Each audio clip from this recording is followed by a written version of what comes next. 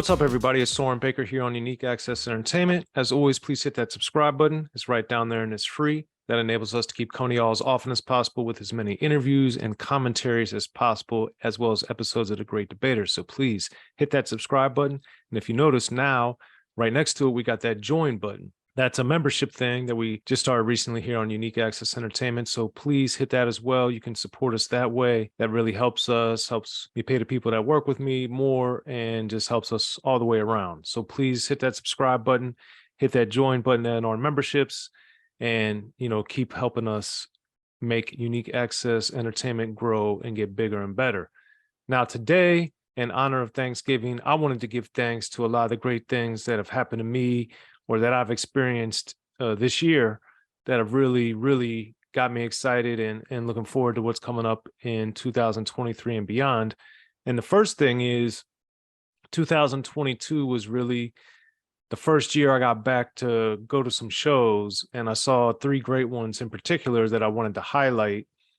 The first of which, I got a few other things I'm going to be talking about. So I'm going to do everything chronologically. So I'm going to jump around a little bit with the shows, but I had to say it because that was one of the early things I was so excited about. Back in March, went with my then fiance to see the Goodie Mob at 1720 in LA, man. And that was a phenomenal show. All four of the members were there. Got to give a shout out to CeeLo, to Big Gip, to Cujo, and to Timo. All put it down. Phenomenal show. And just to see them do a lot of their hits, all the way from things they did on Southern Playlist of Cadillac Music with Outkast back in '94, all the way up to some of the stuff that they're put out more recently was phenomenal to see, and just very, very exciting and satisfying, because I think Soul Food in 1995 is one of the best albums, one of my favorite albums from that year, and also just a phenomenal piece of work, one of the best albums in rap history. And every time I've got to see them perform, which thankfully has been several times over the years, it never gets old, man, just seeing them perform. And then I had the added bonus of Cocaine happened to be at the show, as did the producer Caviar. So there's an interview I did with Cocaine. Y'all should check it out. I've interviewed Cavi several times on the channel. If you haven't checked those out, definitely check them out as well. But that just showed like the respect that Goodie Mob gets from coast to coast, front to back, side to side, because here you have Cocaine, who came out long before them, down with Ruthless and Eazy-E and Above the Law, and Cocaine showing up to support them. And then on top of that, you got Caviar, producer, who's done a lot of stuff with CeeLo over the years, but also just a great producer with DMX, T.I., and many, many others. And he's there, showing support as well. So that was great to see. And just to be back going to shows again, it got me excited. So I was just very happy, man. And, I'm hoping if you guys like to go see shows, that you started back in 2022 going to shows. I'm glad I did. And it really helped, bring some excitement and enjoyment to the year, because that's something that as a kid growing up, going to shows, that was something I always look forward to, and I still do today. So I'm very excited about that and excited for that going forward. Now, also in April, my then fiance took me to a screening for my birthday, because they were having a screening of New Jack City at UCLA.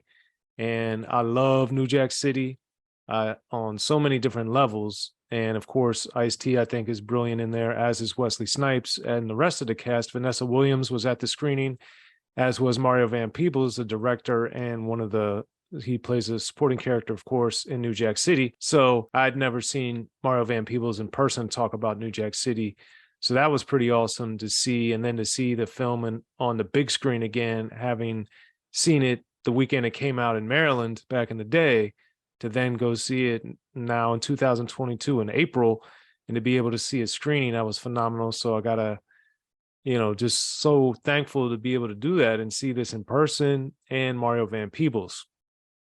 Keeping it with Ice-T for a minute, another show I went to in 2022 that I was so thankful to see was Ice-T and MC Eiht in the Garden Theater in Garden Grove. And I was interviewing Ice for Unique Access with Spike for their book Split Decision. Check the link right there if you haven't checked it out yet already. But Ice was like, man, Soren, you in LA? What you doing this weekend? You should come to my show. So, reached out to the people, got it hooked up. Shout out to Hen G, who's always looking out to make sure everything ran smoothly while I was at the venue.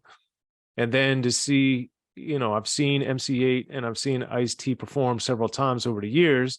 MC8 saw me in the crowd and gave me a shout out. That was phenomenal. So thank you for that, Eiht. Met up with Bishop Lamont and sat next to him. And we thoroughly enjoyed the shows with my then fiance at the time as well. So that was just an amazing thing. And then seeing Ice perform so many of his great hits and his energy and his humor and his sarcasm and everything that he was bringing to the stage, man, it was amazing. And to see him excelling still in television and film, but of course to see him explode as a commercial pitchman, he's really doing it big on so many levels. But to see that passion he still has on stage, that was something that was phenomenal. And then I was thankful and grateful to be able to speak to Spike and Ice, at the show. And that was amazing because every time I get to chop it up with Ice is amazing. And he's so intelligent and so funny. But, be invited by Ice-T to one of his concerts, man, that was just an honor and a privilege. And then to really thoroughly enjoy that show and have such a great time, to be back in the mix and be back and seeing shows and be back out. Again, I encourage everybody, if you haven't been doing that, please do it. And then we get to August, I got married. And so shout out to my wife, and I've become friends, legitimate friends with so many artists over the years. And one of them is Xzibit. I've been friends with him since he came out, and he spoke at my wedding. He came and had a great time. That was an honor and a privilege. So thank you, X, for coming through. And then Dane, another one of my friends who helps tremendously with Unique Access. My daughter loves Cinderfella Dane. So I just asked Dane, I was like, hey, man, I know I'm going to have you talk at the wedding, but would you mind if I played Cinderfella Dane at the wedding? Because that's one of my daughter's favorite songs, and that's a clean song and all this stuff. He's like, man, Soren, if you want, I'll perform it. And that just blew me away. So Dane performed at my wedding, and that was like a dream come true because, as I've told Dana many times, the first rap tape I ever got had Nightmares on it. So as he likes to say the words full circle, this was a full circle moment for me, taking it back to my earliest rap memories to then have Dana perform at my wedding. Like, I'm so blessed and so fortunate. And then to be married on top of that is a blessing. So shout out to Vida, I love you. And it was just amazing that this all was able to happen. This dream of mine that I had when I was 10, 11, and 12 years old to figure out how to get in the game is just, I'm so blessed and so fortunate because I get to live this every day and do it as my job and, knock on wood, make a living at it. And it's just been a super blessing. And that was phenomenal.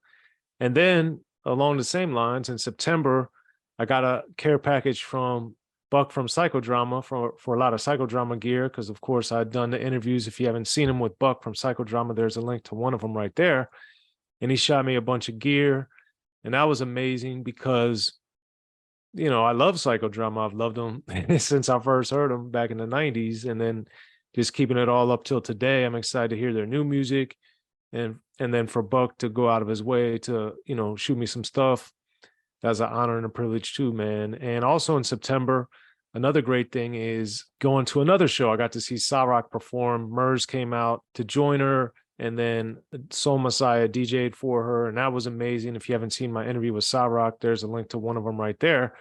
But to me, she's a phenomenal artist and has a lot of great material, so please check her out if you haven't already. And then to just be able to see her perform in LA, headlining a show, and it's like, man, she's a supreme lyricist. She's headlining a show in LA, all the way across the country from where she's based in Atlanta and where she's from in D.C. And that just showed like rap is alive and thriving. And that's something I'm grateful for too, because as a kid, this is what I wanted to do with my life. Talk about rap, be around rap, get to meet the artists, get to go to shows, get to travel. All these things I've got to do because of rap. And Sa-Roc was just another example of me being able to live this dream. And then I got to talk to Soma after the show, interviewed him as well for Unique Access, of course. Here's a link to one of those if you haven't seen it.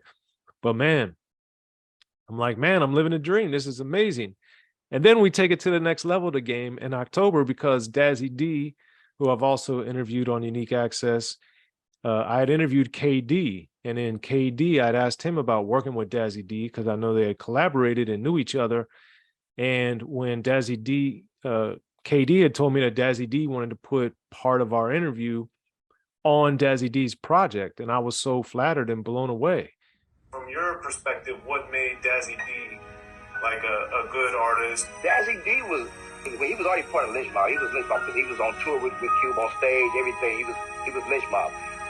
His whole style was different. And this dude, he's not a follower. He don't try to follow the trend. He makes his own lane.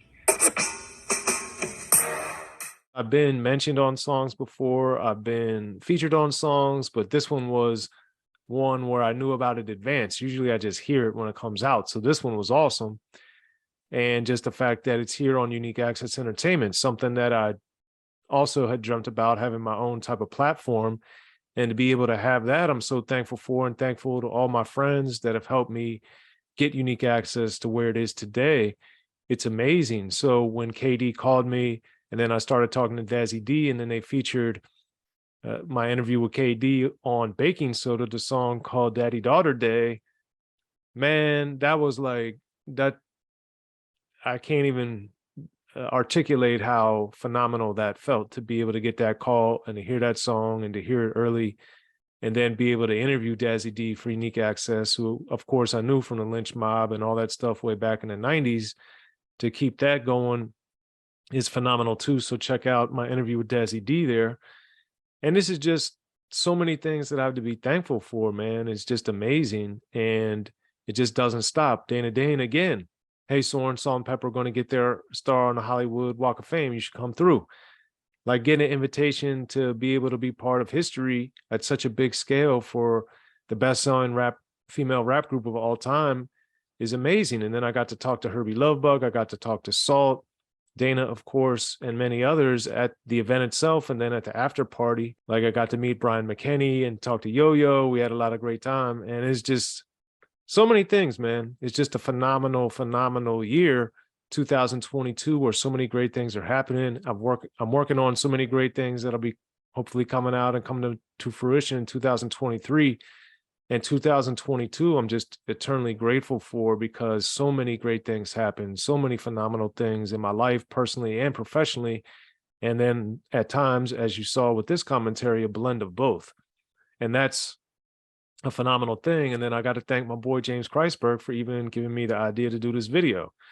So I get a lot of love, a lot of help, and a lot of support for a lot of the things that I do. And I'm eternally grateful for that, because I have a great support system. I have a great family. I have great friends. And through my love of rap, I've got to learn and see and do so many things.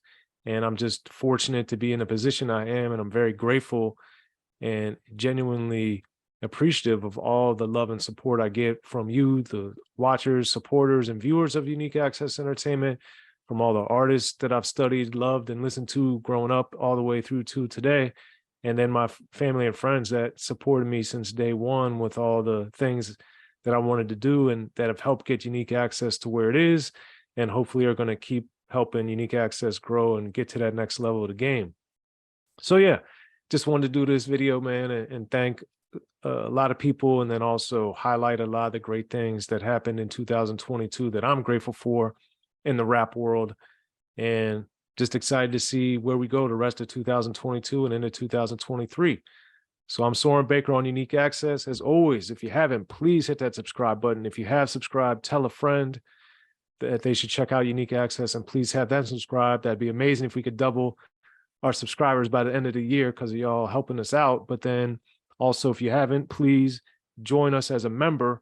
That helps us, get out more videos, more content, more interviews, and more shows where I'm talking, or where I'm talking with my friend Amir Rahimi for the Great Debaters. So yeah, there it is, y'all. I'm Soren Baker, Unique Access Entertainment. A lot to be thankful for. Hit me down in the comments. Let me know what you think of what I said, and also what you're thankful for in 2022. Appreciate y'all. Thanks. Be sure to check out the History of Gangster Rap by Soren Baker. He's official. History of Gangster Rap features exclusive interviews with Ice-T, Snoop Dogg, MC Ren, the D.O.C, and dozens of others. The History of Gangster Rap, a definitive look at how Los Angeles changed rap forever. In Los Angeles, the streets definitely set the tone of the hip-hop music. At 19, I got a $50,000 car. My whole angle always was, I'll be street, but I will always tell you the horrors that go along with this life. There will be penalties and casualties for just wearing the wrong color in somebody's neighborhood. And once gangster rap made it from the streets to the TV, the genre exploded. With Fab 5 on Yo MTV Raps with NWA. Yo MTV, it just catapulted us from being local heroes to national gangbang rappers. The History of Gangster Rap discusses it all from 1980 up till today. It's always gonna be shit happening in the streets. You know what I mean? So it's always gonna be something to talk about. The History of Gangster Rap in stores now.